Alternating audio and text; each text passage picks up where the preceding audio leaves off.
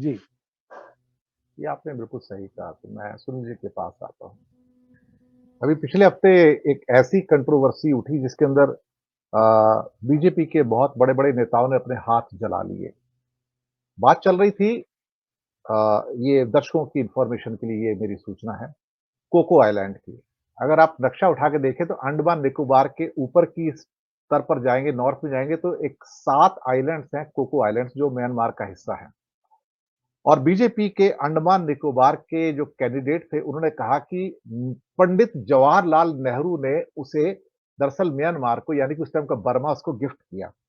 दरअसल मूर्खता की एक सीमा होती है, पाखंड की एक सीमा होती है।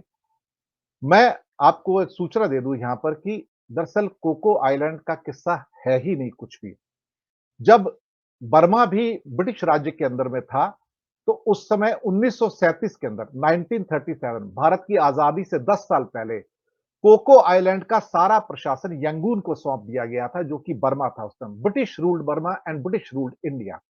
और जब भारत आज़ाद होता है 1947 में, तो अंडमान निकोबार का बँटवारा नहीं होता है। अंडमान निकोबार का बँटवारा काफ़ी बाद में होता है, 1 डेढ़ साल बाद होता है और वहाँ पर जो प्रशासनिक व्यवस्थाएँ थी क्योंकि उस टाइम तक भी वो ब्रिटिश शासन में था जो अंडमान निकोबार था।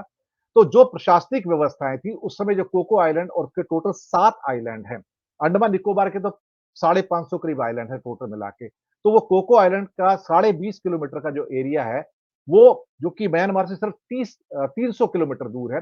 वो प्रशासनिक मामले के लिए जो उनके साथ में था, उन्हीं को सौंप दिया गया और अंडमान निकोबार को ब्रिटिश ने भारत को सौंपा था। तो इसका फैसला 1937 में हो चुका था।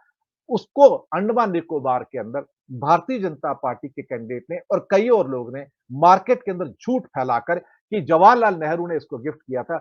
मुझे लगता है कि ये एक ऐसा दुष्प्रचार है, जिसका आई थिंक पर्दाफाश किए जाना ज़रूरी है और जिन्हें ये इतिहास नहीं पता है, उन्हें इतिहास उठाकर देख लेना चाहिए। ये दर्शकों की इन्फॉर्मेशन के लिए कि कोको आइलैंड कभी भी भारत का हिस्सा नहीं था। 1937 से पहले वो ब्रिटिश शासन में था, लेकिन 1937 के अंदर एक नेचुरल रूप में उसको रंगून को सौंप यंगून जिसको कहते थे पहले उसको सौंप दिया गया था और वहाँ पे बर्मा का प्रशासन है। सिर्फ 7 आइलैंड है, 20.5 किलोमीटर के। इसमें टेबल आइलैंड है, एक कोको रूफ है और एक कोको मेन है और बाकी छोटे-छोटे एक रैट आइलैंड भी है। 7 आइलैंड है टोटल।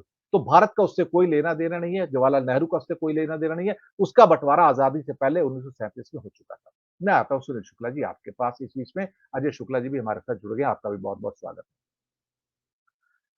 सुनील शुक्ला जी अल्टीमेटली पहले दौर के बाद ही धर्मांधता पर उतर आए, हिंदू-मुसलमान के ऊपर उतर आए सर। पहले दौर के बाद ही। ये वही कहानी चलनी शुरू हो गई जो क्या कहते हैं कि कर्नाटक में हुई थी। जब कुछ नहीं चला तो चलो विधानसभा चुनाव में फिर बजरंगबली पे उतर आए। और अब कल घोषणा कर दी कि हिंदू नव वर्ष मनाया जाएगा और उसके लिए 51,000 लोग हनुमान चालीसा पढ़ेंगे साहब, भारतीय जनता पार्टी के, आरएसएस के, वीएचपी के लोग। 51,000 लोग यानी कि फिर से वही उन्माद फैलाया जा रहा है देखा जाए धर्म का। ये क्या पागलपन है सर? क्या हम भारत के अंदर किसी एक और मुस्लिम लीग या जिन्ना का उदय देख रहे हैं सर? वो भी धर्म की बात करते थे 24 घंटे और फिर बँटवारा हुआ। ये भी धर्म की बात करते हैं 24 घंटे और सबको पता है कि धर्म का उन्माद फैलाओगे तो उसकी परिणति फिर विभाजन में ही होती है सर। सुनील शुक्ला जी। धन्यवाद दिनेश जी। दरअसल सत्तारूढ़ दल के पास जब अपने उपलब्धियों के मुद्दे नहीं होते, तो वह इस तरह के मुद्दों की तलाश में हमेशा रहते हैं। भारतीय जनता पार्टी के साथ स्थिति है कि भारतीय जनता पार्टी अपने सरकार के 10 सालों के किसी भी उपलब्धि की चर्चा नहीं कर पा रही है। उस किसी भी मुद्दे की बात नहीं कर पा रही है जो यह लोगों को बता सके कि पिछले 10 सालों में उसने किया क्या। आप याद कीजिए कि जब 2014 का इलेक्शन हो रहा था, उस समय भी यूपीए सरकार ने आरटीआई के नाम पर, फूड सिक्योरिटी के नाम पर, तमाम तरह के अधिकारों के नाम पर वोट मांग रही थी, अपने उन कार्यक्रमों और नीतियों के नाम पर वोट मांग रही थी। लेकिन भारतीय जनता पार्टी अपने किसी कार्यक्रम की चर्चा करने की स्थिति में नहीं है। भारतीय जनता पार्टी न तो 2014 में जो घोषणाएं की थी, जिन योजनाओं का उल्लेख किया था, जिनके लिए जो नीतियां बनाई थी, उनकी उपलब्धियों पे बात नहीं कर रही है। वो काले धन पे बात नहीं कर रही है, वह अच्छे दिन पे बात नहीं कर रही है, वह किसानों की आय दुगनी होने की बात नहीं करना चाहती, वह जीएसटी की उपलब्धियों की बात नहीं करना चाहती, वह लेस गवर्नेंस की बात नहीं करना चाहती, जो बात उसने बहुत दावे किए थे, तो आखिर करेंगे क्या आप? और आप भारतीय जनता पार्टी के पास ध्रुवीकरण के अलावा कोई विकल्प नहीं रहा। लोगों के बीच में पोलराइजेशन की राजनीति एक प्रमुख अंग है इनकी राजनीति करने का, जिससे लोगों को अपने पक्ष में आकर्षित किया जा सके, और सबसे आसान तरीका इनको लगता है, लेकिन ये होता नहीं है, समाज इसको स्वीकार करता नहीं है। मैं 2014 में भी इस पक्ष में नहीं था कि 2014 का जो चुनाव था, लोगों ने किसी हिंदुत्व के नाम पर भारतीय जनता पार्टी का समर्थन किया था। लोगों ने अच्छे दिन के नाम पर भारतीय जनता पार्टी का समर्थन किया, उनके उन कार्यक्रमों, नीतियों, योजनाओं के लिए समर्थन किया था, जिसकी बात भारतीय जनता पार्टी कर रही थी उस समय, और एक पॉलिसी पैरालिसिस दूर करने की बात कर रही थी, और एक बेहतर भारत बनाने की बात कर रही थी। आज जब अगर आपके पास कोई मुद्दा नहीं बचा, दूसरी तरफ तमाम आक्रामक मुद्दे भारतीय जनता पार्टी के खिलाफ विपक्ष को मिले हुए हैं। सबसे बड़ा मुद्दा उसमें बेरोजगारी का है, और उसी तरह का मुद्दा संविधान बचाने का। संविधान बचाने का मुद्दा घर-घर है। लोग पूछने लगे हैं कि आखिर 400 के पार सीटें क्यों चाहिए? आपको बहुमत की सरकार क्यों नहीं चाहिए? आपको 2/3 बहुमत की सरकार क्यों नहीं चाहिए? 400 के पार आपको सीट चाहिए क्यों?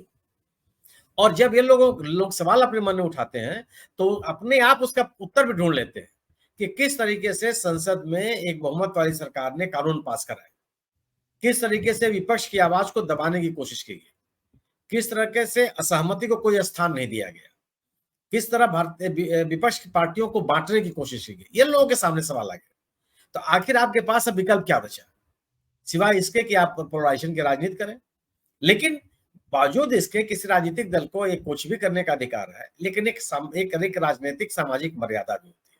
कम से कम प्रधानमंत्री के स्तर पर इस तरह के भाषणों की उम्मीद नहीं की जाती, या नहीं किया जाता कि आप किसी की हत्या, किसी भारतीय नागरिक की हत्या हुई है, भारत के किसी बच्चे की हुई है, वो हिंदू मुसलमान थोड़े होता है।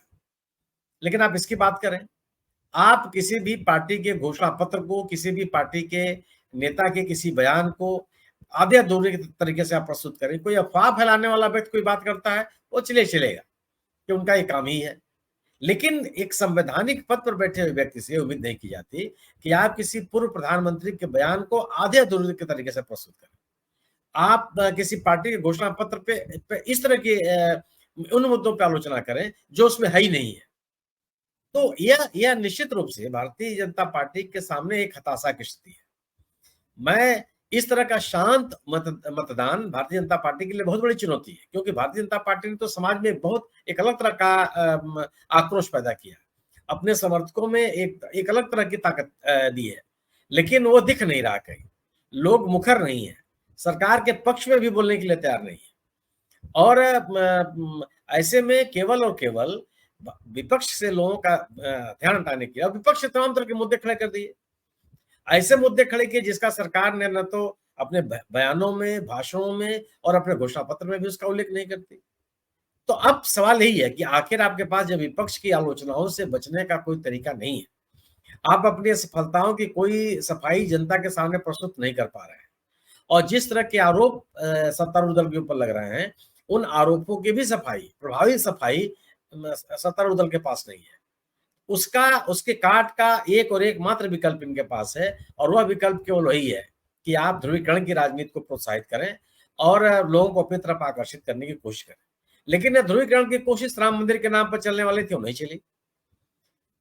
अन्य जो धार्मिक मुद्दे थे चलाने के लिए, वो उनके नाम पर कोशिश की गई थी, वो नहीं चली।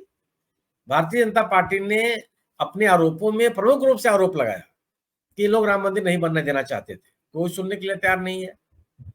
370 को लेकर के आपने ध्रुवीकरण की कोशिश की, जिसको आपने हटाया, उसी राज्य में आपकी स्थिति खराब है।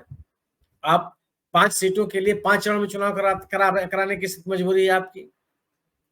गोया की सरकार को अपनी असफलताओं का कोई भी जवाब नहीं है, और यह सरकार अपने मतों को अपने साथ बनाए रखने के लिए अपने मतदाताओं को, कोई नया मतदाता इनके साथ नहीं आ रहा, या जिस फ्लोटिंग वोट के सारे चुनाव जीत करके आए थे, जो उनको छोड़ के जा चुका, उनको अपने दोबारा अपनी तरफ आकर्षित करने के लिए गवर्नेंस का कोई मुद्दा नहीं है।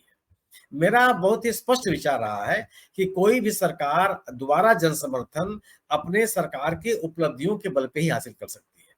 नारे लगा करके या एक आर्टिफिशियल नैरेटिव बना